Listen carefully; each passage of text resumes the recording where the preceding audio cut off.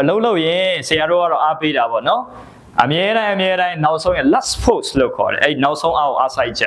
အဲ့ဒီအားလောကရဲ့အသက်ပဲမြန်မာနိုင်ငံမှာဆရာသူတေသနာတွေအများကြီးပြုပါတယ်ဆရာတပည့်တွေအများကြီးရှိတယ်အောင်မြင်တဲ့မိတ်ဆွေတွေအများကြီးအဲ့တော့ခွဲချမ်းစိတ်ပြပြီးတော့အောင်မြင်မှုကိုသုံးသပ်ရင်ဒီကိုယ့်ရဲ့အောင်မြင်မှု power ကို sustainability power ပေါ့ရေရှည်ဘယ်လောက်ထုတ်နိုင်တယ်လဲနဲ့တိတ်တိုင်း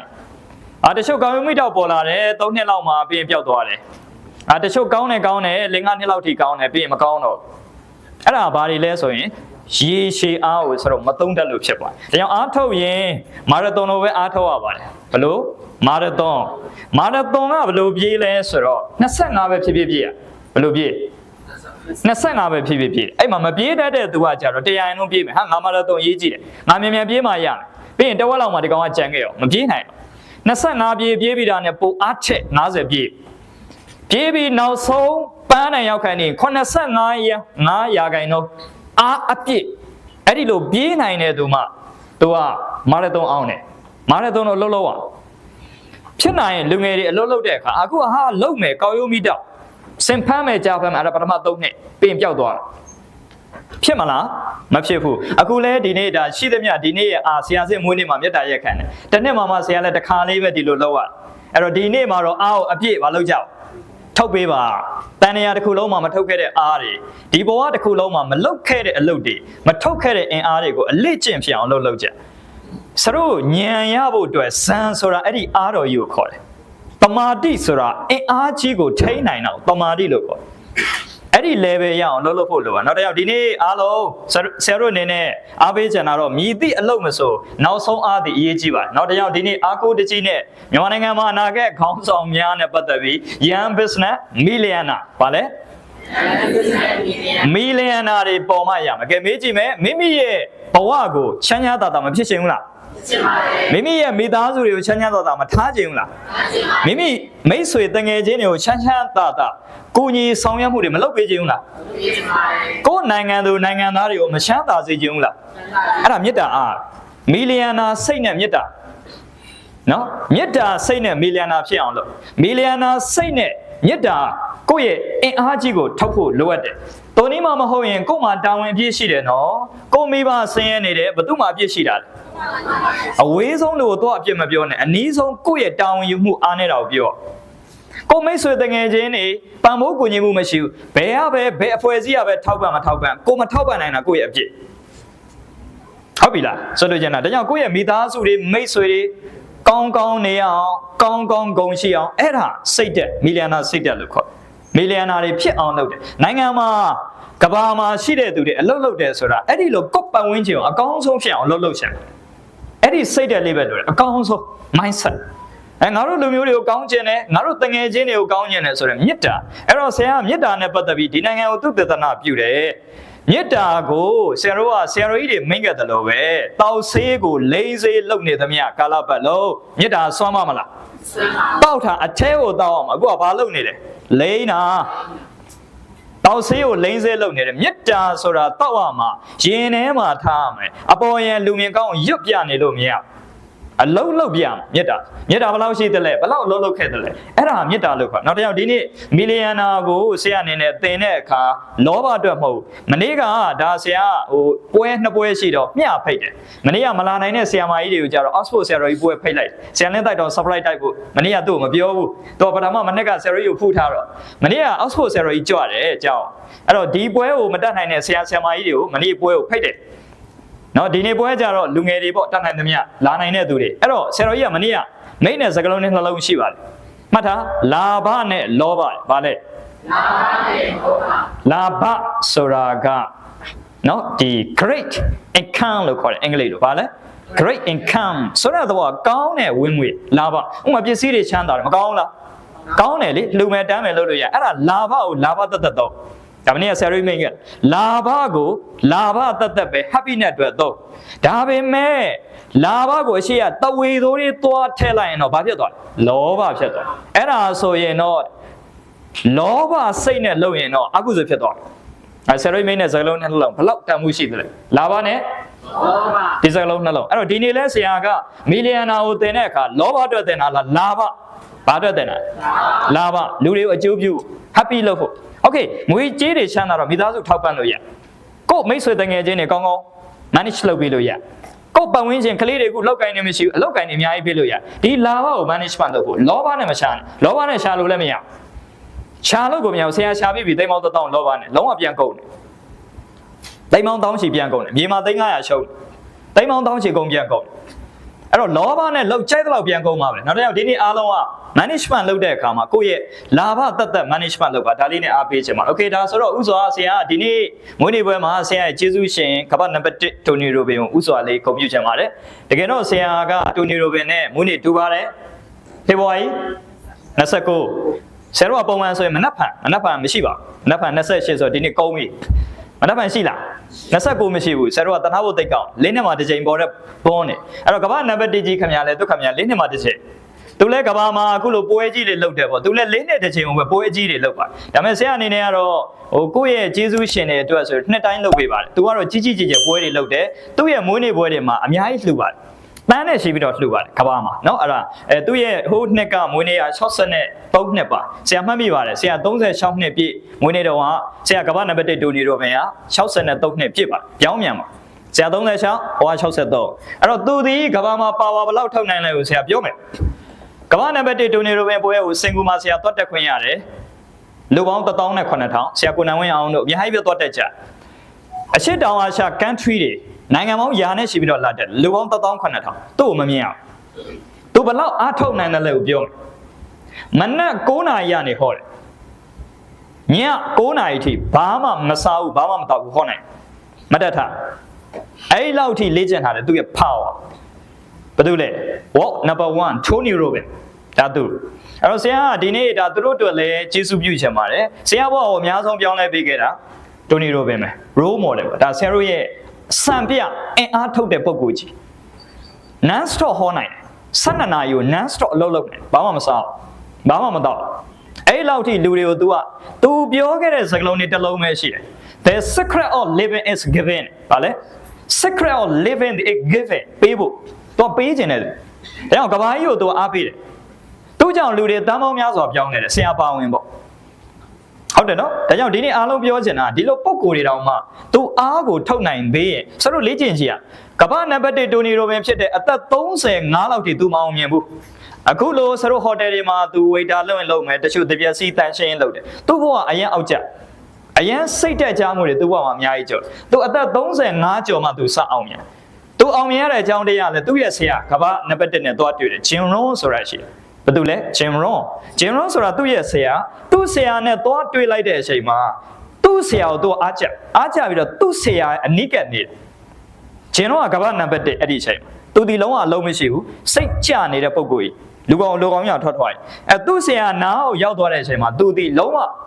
ဘဝကြီးကိုအများကြီးပြောင်းလဲသွားပြီးတော့သူအသက်40ကျော်လောက်မှစပြီးတော့အောင်မြင်ပါတယ်အဲ့တော့အခုနောက်ပိုင်းကတော့သူ့ဆရာရဲ့နေရာကိုသူပြန်ယူပြီးတော့ကမ္ဘာနံပါတ်1သူပြန်ဖြစ်နေပါဆိုတော့သဘောကိုပြောပြအောင်မြင်တယ်ဆိုတာဘာလဲလို့ပြောဒီစကားလုံးတစ်လုံးပဲကမ္ဘာမှာဘာလဲ role model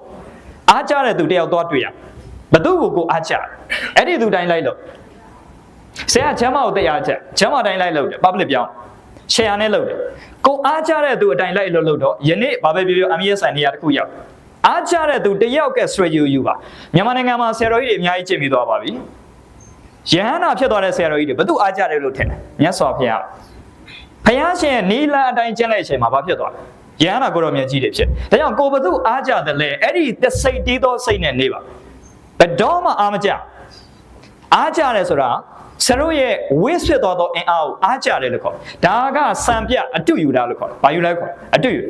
ူအဲ့တော့ကိုယ့်ရဲ့နမူနာအတုယူရမယ်သူဘက်မှာနေမလားကိုယ်စိတ်တဲ့အင်အားရော့ကြတဲ့ဘက်မှာနေမလားလို့ပြောရင်အားလုံးဘက်မှာနေကြစိတ်တဲ့ကြတဲ့ဘက်များများရောက်တယ်အဲ့တော့ဆရာတို့ကတော့စဉ်းစားတယ်ငါအဲ့ဒီဘက်မှာတော့မနေနိုင်ဘူးအဲ့တော့ဘာလုပ်မလဲဆိုရင် role model ကိုအနေတိုင်းကြည့်တာနော်ဂျမ်းမပုံသွားနေရမှာပါတယ်အဲ့ပတ်ဆိုင်ထဲမှာပါတယ်ဂျမ်းမရဲ့ပုံနော်အဲ့သူဆရာတို့ပုံနေဆရာမှာရှိတယ်နောက်ဆရာမြန်မာနိုင်ငံမှာအားကြဆုံးတော့ဗိုလ်ချုပ်အောင်ဆန်းဖုံးဖွင့်လိုက်တာနဲ့ဗိုလ်ချုပ်မျက်နှာမြင်ရအဲ့လိုအားယူထားတယ်ဘေးမှာရုပ်ထုထားအင်အားကိုယူနေကိုပြောပြနောက်တစ်ယောက်နံပါတ်1ကဆရာတို့ကလူတွေအားရှိတယ်မရှိဘူးဆိုတာဘယ်ပုံမှမူတည်လဲဘယ်ပုံမှမူတည်လဲ role model အဲ့တော့ကိုဘဝမှာ role model ရှိပြီဆိုရင်ကျေးဇူးလက်လေးထောင်ပေး role model ရှိပြီလား အဲ့ဒီသူရဲ့မျက်နှာအတိုင်းလောက်ပါအဲ့ဒီသူမျက်နှာကိုပဲကြည့်ဘယ်အားကြတဲ့သူတွေကိုလိုက်ကြည့်မနေနဲ့အခုကတော့အားကြတာစိတ်ပြက်လိုက်တာငါတို့မျောလင်းချက်မရှိဘူးဟဲဘဝကြီးကမျောလင်းချက်အဲ့ဒါအားကြနေတာမှားယွင်းသောအားကြစင်ချင်းဖြစ်နေတယ်အဲ့တော့အားကြမှာတကယ်ကိုယ့်ရဲ့ role model power နဲ့နေအားလုံးအားမရှိဘူးလားရှိပါတယ်အေးကိုယ့်ဘဝမှာအားကြတဲ့သူအခုဆိုရင်စဉ်းစားကြည့်ပေါ့သူတို့မရှိဘူးလားလောကကြီးမှာကိုအားကြတဲ့သူတွေမရှိဘူးလားရှိတယ်ငါအားကြတဲ့လောကကြီးမှာသူတယောက်ရှိသေးတယ်သူ့အတိုင်းဆွမ်းတွေငါကျင့်အောင်မယ်ဆိုတဲ့စကားလုံးဒါကြောင့် role model power ကိုရရင်လူတယောက်က power ဘယ်လောက်တောင်တိုးသွားတယ်85တိုးတယ်ကိုယ့်ရဲ့အားတွေညော့နေတယ်ဆိုတာသေချာပေါ့ဆရာပြောရဲပါတယ် role model power အပြည့်မယူနိုင်လို့မဟုတ်ကအားတွေကိုလိုက်ယူနေလို့ဟုတ်လားနောက်တစ်ယောက်ကို role model ကဘာတူလဲသူ့အတိုင်းကိုလိုက်ပြီးတော့အင်အားယူချအဲ့တော့ဆရာတို့ကတော့အားမပေးနိုင်ဘူးဒါပေမဲ့ကိုယ့်ရဲ့ role model ဘာတူလဲဆိုတာဒီနေ့ရအောင်တွေးဒီနေ့ဒီသင်တန်းမှာကို role model တိုင်းကိုကြည့်အဲ့ဒါဆိုရင်ဘာဖြစ်ပြီလဲတကယ့်ကို power ကိုရမယ်လို့ဆရာတို့ဥစွာလေးအားပေးပါရမလားပြန်လာတဲ့အဲ့ဒီအားကိုယူပါပုံနေကတ်သူ့တိုင်းလိုက်ခြင်းအဲ့တော့စကားလုံးတစ်လုံးအားပေးလိုက်မယ်အကျင့်တူရင်အဆင့်တူတယ်ဘာဖြစ်လဲအကျင့်တူရင်အဆင့်တူတယ်အကျင့်တူအောင်ကျင့်လိုက်အဆင့်တူကိုတူအောင်ဆရာမကန်အဲ့ဒီစကားလုံးအကျင့်တူရင်အဆင့်တူတယ်လိုက်ကျင့်တူလို့ပြော့တူလို့လို့အကျင့်တူရင်လေအဆင့်တူကိုတူတယ်ဖြစ်အောင်လို့ဒါဆရာတို့ကတော့တတ်နိုင်တယ်အများကြီးလေ့ကျင့်ခဲ့ပြီလိုက်ကျင့် if you want to be lion you must train with lion ရှင်သစ်ဖြစ်ရှင်သစ်နဲ့ကျင့်ရှင်သစ်လို့လုပ်ရမယ်ရှင်သစ်လို့အားထုတ် lion ဖြစ်ရှင် lion စိတ်တဲ့တွေ့ leader ဖြစ်ရှင် leader တွေနဲ့ပေါ့အောင်မြင်တဲ့သူတွေနားမှာနေ lion mind ဆိုတာအဲ့ဒါကိုပြော lion နေဖြစ်ရမြန်မာနိုင်ငံမှာတကယ်တော့ hard power ဟိုးနောက်တိုင်းကိုထင်ကြီးပြီးတော့လိုက်လောက်ကြတယ်အတူယူကြတယ်တကယ်တော့အခြေတိုင်းမှာ soft power အပြည့်ရှိတယ်ဒါကိုမသိကြမယူကြဗုဒ္ဓရဲ့အားတော်ဉာဏ်တော်ဒီ1000ရှိတယ်ဘယ်လောက်ရှိလဲ1000ရှိတယ်အဲ့ဒါကိုရနိုင်တဲ့သူတွေများစွာရှိပါလဲနဲ့ဒါကိုအားမကိုးဘူးဘာကိုအားကိုးလဲရုပ်ကိုတော့အားကိုးတယ်လူတွေအားလုံးစဉ်းစားကြည့်နော်ဆရာတို့ကလေကိုယ်တိုင်အသက်ရှူလို့ရတဲ့အောက်ဆီဂျင်ကျန်းမာခြင်းအောက်ဆီဂျင်ကိုအားမကိုးပဲနဲ့အပြင်က concentrator အားကိုးတဲ့သူနဲ့မတူဘူးလားမတူဘူးလားအပြင်က concentrator အားကိုးတော့အဲ့ဆက်ပြတ်တော့ကိုယ်ပါသေပြီလေကိုယ်အတွင်းမှာရှိတဲ့အောက်ဆီဂျင်ဓာတ်တွေရှိတယ်ကျန်းမာအောင်နေနိုင်တဲ့ဓာတ်တွေရှိပါလေနဲ့အပြင်ဓာတ်ကိုအားကိုးတယ်ကိုယ့်ရဲ့ကျန်းမာခြင်းဓာတ် natural power ရှိပါလေနဲ့ဆေးကိုအားကိုးတယ်အဲ့ဒီအားတွေလွဲမားစွာအားကိုးနေသမျှဆရာတို့ဘယ်တော့မှအင်အားစစ်ကိုမတွေးဘူးအဲ့တော့ဆရာတို့ဒီမှာအင်အားကိုဆရာသူ့သေသနာပြုတယ်ဒါ anti-nutrition type ကိုကျေးဇူးတက်ခေါ် anti-grid ဆယ်လင်းတိုက်လည်းပြောတယ် anti-grid သင်ပေးထားတယ်အဲ့တော့ဆရာကဒါနဲ့ပတ်သက်ပြီးအနောက်တိုင်းရဲ့သင်ကြားမှုတွေကိုတချို့ဟာတွေ a little bit ပြန်ပြီးတော့ addition လုပ်ထားပါအနောက်တိုင်းဒီအများတိုင်းမမှန်ဘူးဒါဆရာပြောရဲ့ဝိုင်းဘာကြောင့်လဲသူတို့ဒီအရှေ့တိုင်းပညာကိုသူ့သေသနာများစွာလုပ်ခွင့်မရှိဘာကြောင့်လဲဆရာဥပမာပြောမယ်အနောက်တိုင်းမှာယဟန္တာပေါ်တယ်ဆိုတာရှိလားမရှိဘူးအဲ့တော့ဆရာတို့သူတို့ရဲ့သူ့သေသနာပြုချက်မှာသူတို့ဒီ love ကပြီးသွားရင် enlightenment ကိုရောက်သွားတယ် integrity မပေါ့အလဲမှာ integrity သူတို့ရှာမတွေ့သူတို့နှစ်ပေါင်းများစွာဒီကွိုင်းကိုသူ့သေသနာပြုနှစ်နဲ့ဆယ်စုနှစ်ရှိပြီးတော့လူတွေရဲ့ power ကိုသူတို့ရှာတယ်သူ့သေသနာပြုတယ်ဒါပေမဲ့သူတို့မတွေ့သွားတာဒီဝမ်းနဲ့ပုတ်သိကောင်းတယ်သူတို့ဒီ900ကိုသူတို့မတွေ့ဘူးအဲ့ဒါဆရာတို့နိုင်ငံမှာပဲရှိတယ်ဘယ်သူတွေလဲဆရာတော်ကြီးတွေ integrity ပမာတိသိကောင်းမတည်ဘူးလားအဲ့တော့အားလုံးဆရာပြောတယ်ဒီနေ့မီလီယံနာစိတ်တဲ့ချမ်းသာတဲ့ဉာဏ်နေမရတာဒီဝိုင်းဘာကြောင့်ဒီတမာတိမဖြစ်တမာတိကဘယ်အချိန်မှပေါ်တယ်လဲပြောပြလက်ခုနဆရာနဲ့ဆိုင်လည်းပြောမေတ္တာတက်ခံရှိတဲ့သူပဲပေါ့တမာတိကိုလိုချင်900လိုချင်ဘယ်နေရာတော့ကြော်မှရအေး9တန်းလိုချင်9တန်းကိုကြော်မှရမယ်ကြော်ပြီးတော့တမာတိတည်လို့မရလူဒီလက်ကိုတီဆောက်မှရမယ်မေတ္တာတွေပွားပါဆိုတာမေတ္တာကိုတီဆောက်မှလူကငြိမ့်နေတာအဲ့ဒီငြိမ့်တဲ့နောက်မှာပဲတမာတိဆိုတာတည်ပြီးတော့ decision မှန်ဒီ mind power ကိုလုံးဝ management လုပ် leader တွေခုလုပ်မယ် millionaire တွေလုပ်မယ် mass လုပ်ကိုလုပ်အောင်ဆရာသူ့သေသနာအများကြီးပြုပြီးပြီဆရာတကယ်ချင်းတန်းကျွတ်တစ်ထစ်တယောက်ရှိနေတိုင်းတရားထိုင်ရဆရာကိုယ်တိုင် management အများကြီးကိုဒီခန္ဓာကိုလေ့ကျင့်ပြီးပြီတရားထိုင်တဲ့အချိန်ပဲနောက်ပိုင်းမှာမှန်ပထမကာလတွေလုံးဝမှားတယ်ဆရာ2020ကာလတွေကလုံးဝမှားတယ်ဝိုင်းဘာကြောင့်လဲအဲ့ဒီ meditation ကိုဆွတ်မြတ်မလို့ mind power လုပ်ခြင်းအဲ့တော့အရေးကြီးတာဘာလုပ်ဖို့လိုအပ်တယ်လဲစေတနာတွေပါမယ် willing နဲ့တည်းဖြစ်ရမှန်တဲ့စေတနာနောက်မှာဘာပါမှမေတ္တာနောက်မှာအဲ့လို peace ငြိမ်းနေမှရငြိမ်းနေရမယ်ဘာပဲဖြစ်ဟာပွဲဘာဖြစ်လို့ညာဖြစ်လို့မတောင်းတော့ဆရာတို့ဆိုရင်အခုအလုံးလုံးတယ် တခါတရံကျမမျော်လင့်တဲ့ case တွေအများကြီးတက်လာတယ်ရုပ်တရက် short ဖြစ်သွားတဲ့ကာလတွေအများကြီးရှိတယ်ဘာဖြစ်လို့ဘယ်အကြောင်းမတခါတရံကျရင် BOD ဘသူကဘာပြဿနာဖြစ်လို့တိမ်မောင်းဘယ်နှထောင်ဒုံးဆိုဝင်ဆောင်တာပြဿနာအကြီးတွေဒါပေမဲ့ကိုအလုံးလုံးနေတဲ့အချိန်မှာအဲ့ဒါတမာတိပြတ်သွားလို့မရတမာတိပြတ်သွားရင်တော့သွားပြီပဲငါတော်ပြီကွာဒီဘဝကြီးကိုစိတ်ပြက်စရာကြီးအဲ့ဒါလူတွေအားလုံး give up လုပ်ထားသည်ဘာ power မရှိတာလဲ integrity power မရှိ integrity power ကလည်းမေတ္တာနဲ့တိဆောက်ထားမှရမယ်ငါလုပ်နေတဲ့အများအတွက်ပဲလူတွေအားလုံးကောင်းဖို့ပဲဒီအခက်ခဲကာလလေးနဲ့တော့ငါတို့လဲမယ်ဟုတ်တယ်နော်ခက်တယ်ဆိုတာလွယ်လွယ်ဟိုဘယ်လိုခေါ် very small လေးခက်ပေါ်ဘာဖြစ်လဲတက်နဲ့ဒါပေမဲ့ကို့မိသားစုတွေအများတွေကောင်းဖို့10နှစ်လောက်ကောင်းသွားရေးဘလောက်ဥမာဆရာစဉ်ခတ်တယ်ဒါပေမဲ့အခုလိုလူ200လောက်လွယ်ကူတဲ့ဘဝကိုအားပေးနိုင်တယ်မကောင်းဘူးလားဒီတယောက်ဘလောက်ခက်ခဲခဲလူ200ဘဝနဲ့လဲရမှာပဲကျောင်းသား9000လေမျိုးပေါင်း30လေဘွဲတွေပေးနိုင်တယ်အဲ့တော့ဒီလူတွေအတွက်လဲရမှာပဲဒီတယောက်ဘာဖြစ်လဲဘလောက်ခက်ခဲပေါ့သေလောက်အောင်ခက်တယ်ဆိုတော့မရှိပါဘူးနောက်တစ်ယောက်အလုပ်လုပ်ရင်ညံနဲ့လဲပါငါတို့ခက်ဘလောက်ဖြစ်တယ်ငါတို့ကြိုးစားမယ်အခုမီလီယံနာကိုဖြစ်အောင်လုပ်မယ်ကိုဘလောက်ခက်ခဲမီလီယံနာဖြစ်လို့တစ်တပင်ကောင်းနှ1000နားနိုင်တယ်လေမတန်ဘူးလားချိန်ဝင်ချိန်လိုက်ငါတို့ကဒီမှာတယောက်တည်းဘလောက်ပင်မှမယ်တစ်ဖက်မှာ1000ကောင်းဖို့ဗုဒ္ဓအဲ့လိုကြိုးပမ်းဘာဖြစ်လဲပါရမီစွန့်မင်းစည်းစိမ်နဲ့စွန့်သားသမီးလည်းစွန့်ဒါမဲ့တန်တယ်လေဖယားတစ်ပါးအဲ့ဒီလောက်ပင်မခံခဲ့တော့တရားဝအနန္တကျွတ်တမ်းမဝင်ဘူးလားချိန်ဝင်ကိုချိန်လိုက်တန်အောင်လုပ်တာတန်ဖိုးလို့ခေါ်တယ်မှတ်တာဘာလို့ခေါ်တန်ဖိုးလဲယူတာလီဒါဆိုတော့အဲ့ဒီစိတ်တဲ့ရှင်